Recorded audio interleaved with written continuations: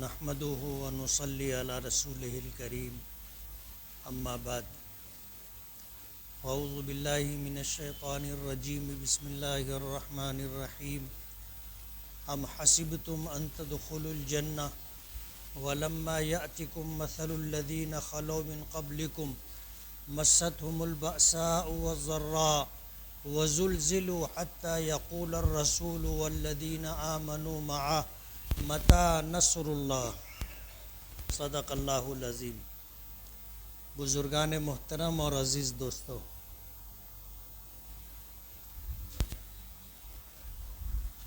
قرآن کریم کی ایک آیت کا ٹکڑا میں نے تلاوت کیا ہے۔ اللہ پاک فرماتے ہیں، کیا تم یہ گمان کرتے ہو کہ یوں ہی جنت میں داخل ہو جاؤ گے جبکہ تم پر ان لوگوں جیسے حالات نہیں آئے جو تم سے پہلے گزر چکے؟ انہیں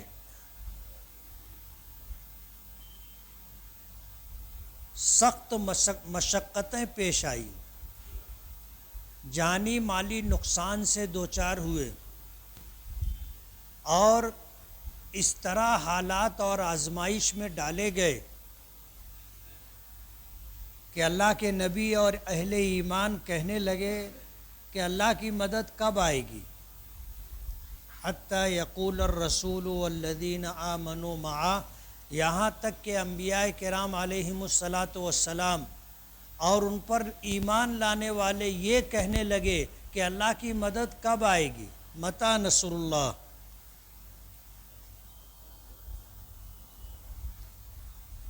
یہ دنیا اہل ایمان کے لیے قید خانہ ہے، اور اللہ کے نافرمان اور منکروں کے لیے جنت ہے۔ اللہ کے نبی صلی اللہ علیہ وسلم کا ارشاد مبارک ہے، ان الدنیا سجن للمؤمن، کہ یہ دنیا ایمان والوں کے لیے قید خانہ ہے، جیل ہے، وجنت للکافر، اور کافر کے لیے جنت ہے۔ جیل میں جب قیدی ہوتا ہے، قید خانے میں اسے جس طرح زندگی گزارنی ہوتی ہے وہ قیدی ہی جانتا ہے۔ 100% جیلر اور جیل کے احکامات کا پابند ہوتا ہے، اسے ایک لمحے کی بھی آزادی میسر نہیں ہوتی۔ جیل کے قوانین کے مطابق اسے رہنا ہوتا ہے، اور جیل میں جس طرح کی رہائش ملتی ہے اور جس طرح کا کھانا ملتا ہے وہ آپ کو پتہ ہے۔ اہل ایمان اس دنیا میں ایسے ہی ہے کہ اللہ اس کے رسول پر ایمان لانے کے بعد 100% اللہ اس کے رسول کے احکامات کے تابع اور فرما بردار بن کر رہیں،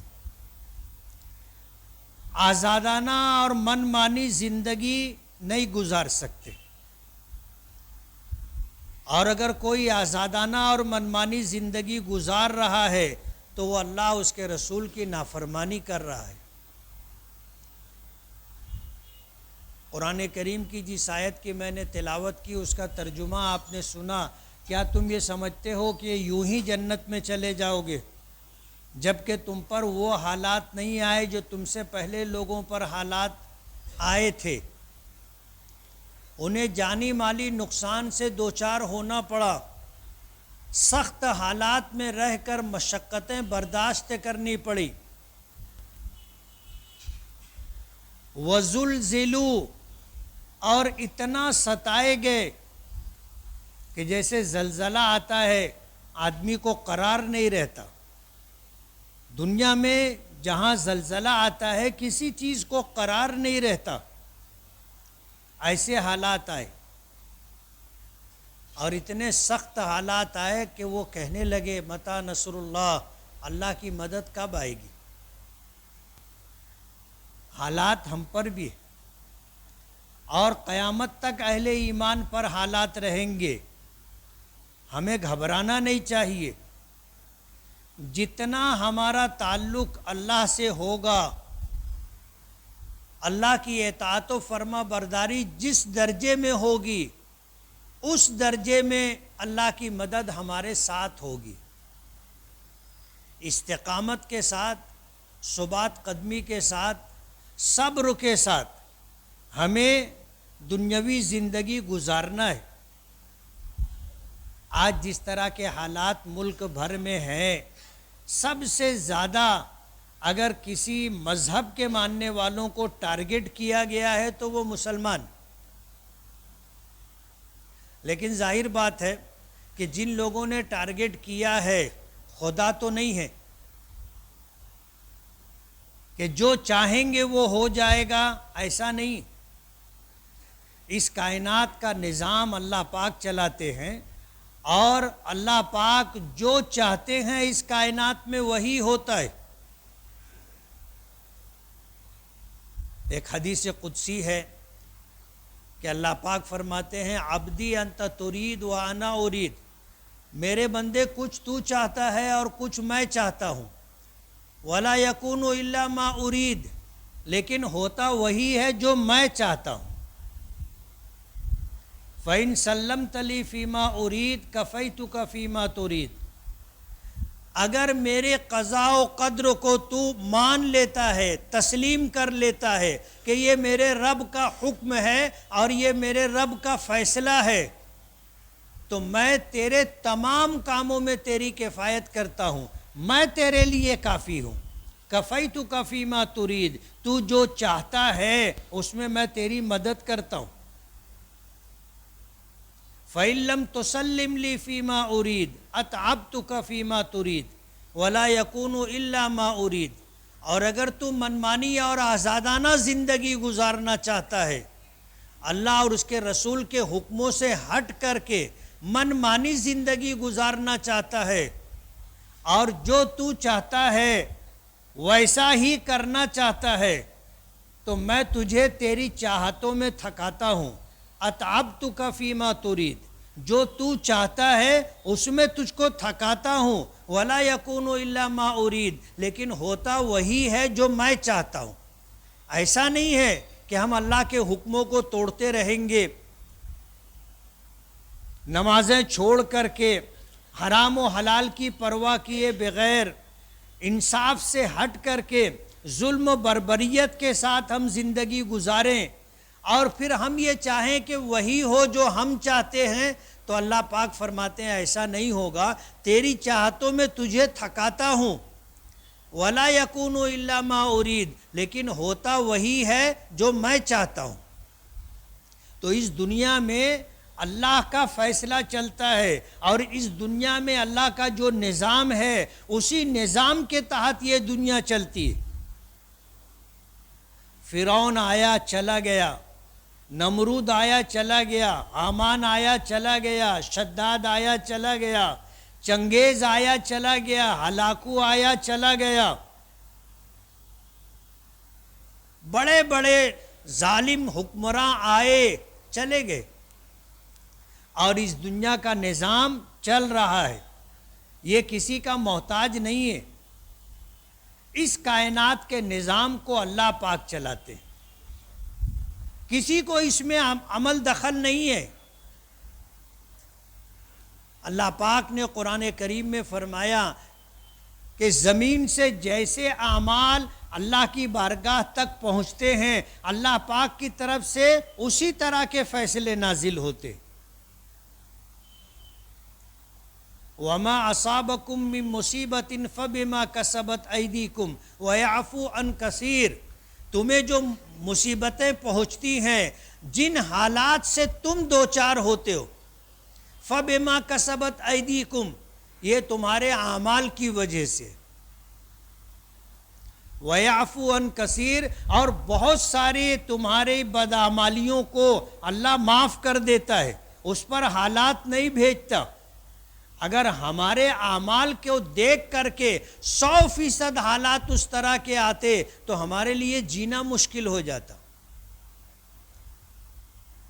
اس لیے حالات تو آئیں گے اور قیامت تک آتے رہیں گے۔ ظاہر بات ہے کہ ہم مسلمانوں میں ایک بہت بڑی تعداد ایسے لوگوں کی ہے جو اللہ اس کے رسول کے حکموں کو نہیں مانتے، اس کے مطابق زندگی نہیں گزارتے، آزادانہ من مانی زندگی گزارتے ہیں۔ تو حالات تو آئیں گے، اور اس دنیا کا نظام ایسا ہے کہ جو حالات آئیں گے وہ عمومی ہوں گے، عمومی ہوں گے۔ ایسا نہیں ہوگا کہ حالات کچھ لوگوں کے لیے ہوں اور کچھ لوگوں کے لیے نہ ہو۔ جیسے بارش ہے، برسی تو سب کے لیے برسی نا، اور قحط سالی رہی تو سب کے لیے قحط سالی رہے گی۔ لیکن جو اللہ کو ماننے والے لوگ ہوں گے، اللہ تعالیٰ انہیں دل کا چین اور زندگی کا سکون عطا کریں گے، چاہے بظاہر حالات سخت ہوں، تنگی ہو، پریشانی ہو، کاروبار میں مندی ہو، بیماری ہو، پریشانی ہو، لیکن دل مطمئن ہوگا۔ اللہ کی طرف سے چین و سکون کی دولت اللہ پاک عطا کریں گے۔ اور جن کا اللہ سے تعلق نہیں ہے اور من مانی زندگی گزارتے ہیں تو حالات بہت اچھے بھی ہوں گے تو وہ زندگی کے چین و سکون سے محروم ہوں گے۔ الا بذکر اللہ تطمئن القلوب، اللہ پاک فرماتے ہیں کہ دلوں کو اطمینان اللہ کو یاد کرنے سے ملتا ہے۔ اللہ کو یاد کرو گے، اللہ کا ذکر کرو گے تو اللہ پاک دلوں کو اطمینان کی دولت عطا کرے گا، اور اگر اللہ کو بھول کر زندگی گزارو گے تو اطمینان نصیب نہیں ہوگا، بے چینی کے ساتھ، پریشانی کے ساتھ زندگی گزارنی ہوگی۔ علماء نے ایسے حالات میں ہمیں اس بات کا حکم دیا ہے کہ ہم اللہ تعالیٰ سے توبہ و استغفار کرتے رہیں۔ ظاہر بات ہے 100% اطاعت و فرما برداری تو ہم میں بھی نہیں ہے۔ ہم سب سے کیسے امید کر سکتے ہیں کہ اللہ کے تمام بندے اہل ایمان 100% اللہ کی اطاعت و فرما برداری کریں گے؟ ہمیں تو جس طرح نماز پڑھنی چاہیے، نماز پڑھنے والے بھی اس طرح نماز نہیں پڑھتے۔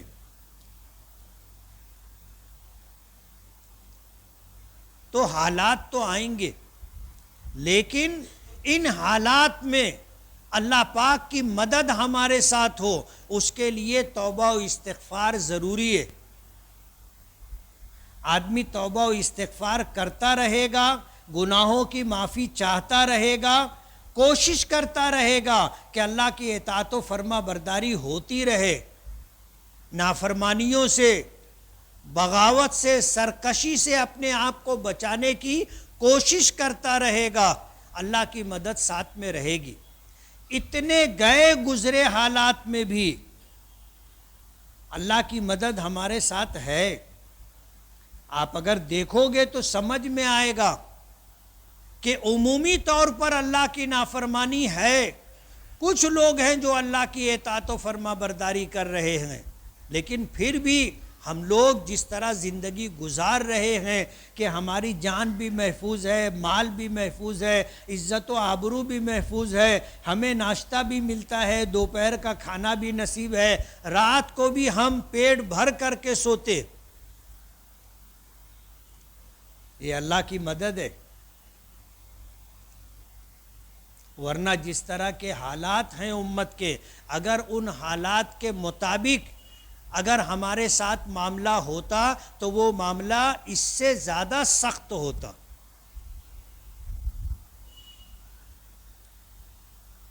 لیکن اللہ کا احسان ہے، اللہ کا کرم ہے کہ عمومی طور پر اللہ کی نافرمانی کا ماحول ہے، لیکن اس کے بعد بھی اللہ پاک نے ہمیں کسی نہ کسی درجے کے اندر تحفظ اور چین و سکون کی دولت عطا کی ہے۔ اللہ کا کرم اور احسان۔ ہمیں کثرت سے استغفار کرتے رہنا چاہیے، اور جو استغفار کرتا رہتا ہے اپنے گناہوں پر نادم و شرمندہ ہو کر اللہ سے معافی مانگتا رہتا ہے، اللہ کی مدد اس کی طرف متوجہ ہوتی ہے۔ اللہ سے بندہ معافی مانگتا ہے، اللہ یہ نہیں پوچھتے کہ کیوں کیا تھا۔ معافی آپ نے مانگی، توبہ و استغفار کیا، اللہ قبول کر لیتے۔ جیسے ہم لوگ اگر کوئی آدمی معافی مانگنے آیا تو ہم لوگ بولتے کیا ہی کیوں تھا ایسا۔ اللہ پاک کی طرف سے ایسا معاملہ نہیں ہوتا۔ ہو گیا گناہ، نافرمانی، چاہے جان بوجھ کر انسان کیا ہو یا انجانے میں ہو گئی ہو، نفس اور شیطان کے غلبے کی وجہ سے ہو گئی ہو، اللہ پاک یہ نہیں پوچھتے کہ کیوں کیا تھا۔ آپ توبہ و استغفار کرو گے، اللہ معاف کریں گے۔ 70 مرتبہ آپ معافی مانگو گے، ہر مرتبہ اللہ پاک معاف کر دیں گے۔ استغفار اور اللہ سے معافی کا طلب کرنا ایسا عمل ہے جو اللہ کی رحمت کو متوجہ کرتا ہے۔ قرآن کریم میں ہے استغفروا ربکم انہ کان غفارا، اللہ تعالیٰ سے اپنے گناہوں کی معافی چاہو، وہ بڑا بخشنے والا ہے۔ یرسل السماء علیکم مدرارا، اگر تم اللہ سے معافی طلب کرو گے، استغفار کرو گے، تم پر موسلا دھار بارش برسائے گا۔ یرسل السماء علیکم مدرارا ویمددکم باموال وبنین، تمہاری مدد کرے گا رزق کی فراخی اور کشادگی کے ذریعے، تمہاری مدد کرے گا فرما بردار اور نیک اولاد دے کر کے۔ وَيَجْعَلْ لَكُمْ جَنَّاتٍ وَيَجْعَلْ لَكُمْ أَنْهَارًا، تمہارے لیے زمین وقت پر غلہ دے گی، پھل پھول دے گی۔ اللہ پاک تمہارے لیے زمینوں میں پانی کی نہریں جاری کرے گا۔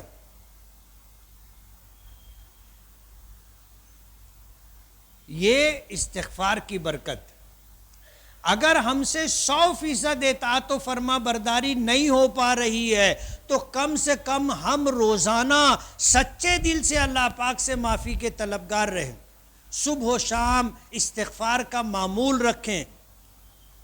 ہمارے اکابرین اور بزرگان دین صبح 300 مرتبہ استغفار اور شام میں 3 مرتبہ استغفار پڑھنے کے لیے کہتے ہیں کہ آدمی اللہ تعالیٰ سے استغفار کرے، استغفر اللہ ربی من کل ذنب واتوب الیہ، 300 مرتبہ صبح اور 300 مرتبہ شام نبی کریم صلی اللہ علیہ وسلم کا معمول تھا۔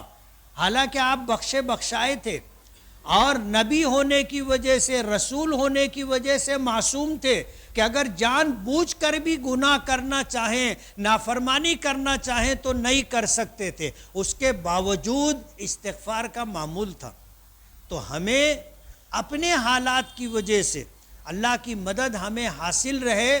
اگر ہم 100% اللہ کی اطاعت و فرما برداری نہیں کر سکتے تو کم سے کم اللہ پاک سے توبہ و استغفار کرتے رہے، اور اگر ہم توبہ و استغفار کرتے رہیں گے تو دین و دنیا کے اعتبار سے اللہ ہمیں نوازتے رہیں گے۔ اللہ ہمیں عمل کی توفیق عطا فرمائے۔ وآخر دعوانا ان الحمد للہ رب العالمین۔ الحمد للہ الذی رزق عبادہ المؤمنین حلاوة الایمان، والصلاة والسلام علی من بین الاسلام فالایمان ثم الاحسان، نبینا محمد صلی اللہ علیہ وعلا آلہ وصحبہ اولی الفضل والعرفان وسلم تسلیما کثیرا۔ اما بعد، اوصیکم ونفسی اولا بتقوی اللہ۔ قال تعالی فاتقوا اللہ ما استطعتم واسمعوا واطیعوا۔ ایہا الاخوة الکرام، ان ثمرۃ الایمان لہا لذۃ وحلاوہ، وهي ألذ الثمار وأطيبها، ولا يعرف قيمتها إلا من ذاقها وطعمها، ولا يستشعر عصرها إلا من تذوق طعمها۔ يقول النبي صلى الله عليه وسلم ثلاث من كن فيه وجد بهن حلاوة الإيمان، أن يكون الله ورسوله أحب إليه مما سواهما، وأن يحب المرء لا يحبه إلا لله، وأن يكره أن يعود في الكفر كما يكره أن يقذف في النار متفق عليه. وقال ابن تيمية رحمه الله تعالى لا يجد أحد حلاوة الإيمان إلا بهذه المحبات الثلاث.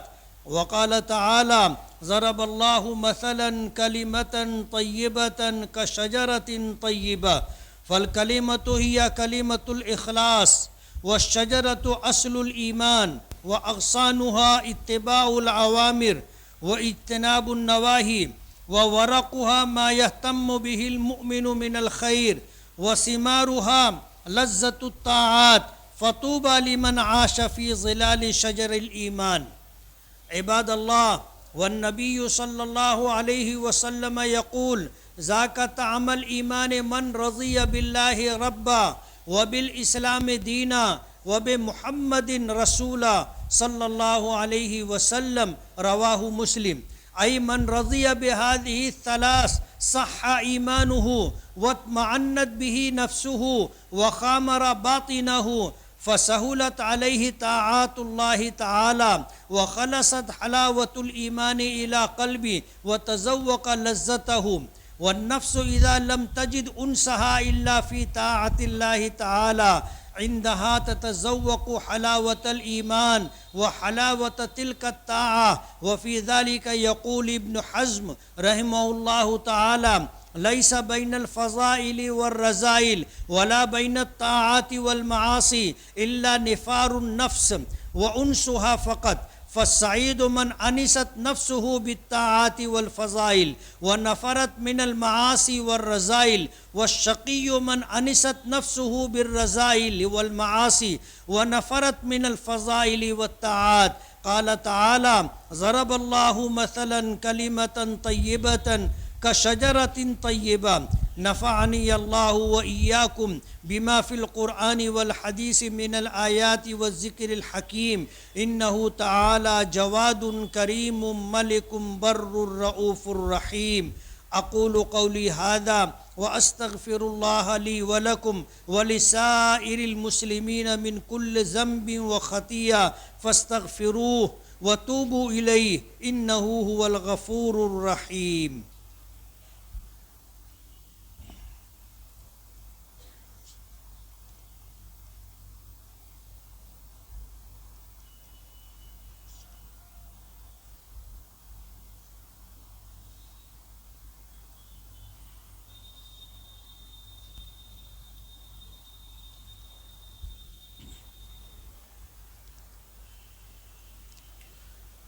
الحمد لله رب العالمين والصلاة والسلام على رسوله الكريم وعلى آله وصحبه أجمعين. عباد الله، من أعظم الأمور التي تضاعف الإيمان وتذهب حلاوة اقتراف الذنوب والمعاصي. فقد سئل وهيب بن الورد رضي الله عنه هل يجد طعم الإيمان من يعصي الله تعالى؟ فأجاب لا ولا من هم بالمعصية. وقال ذنون مصري رحمه الله تعالى كما لا يجد الجسد لذة الطعام عند سقمه كذلك لا يجد القلب حلاوة العبادة مع الذنوب.